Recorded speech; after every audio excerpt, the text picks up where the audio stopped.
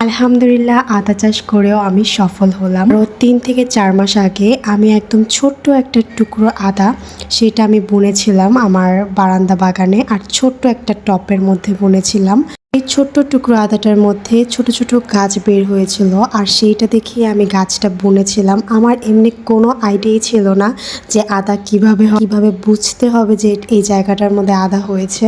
তো আমি আম্মুকে না বলে আমি বুনে দিই আমার একটা ছোট টবের মধ্যে।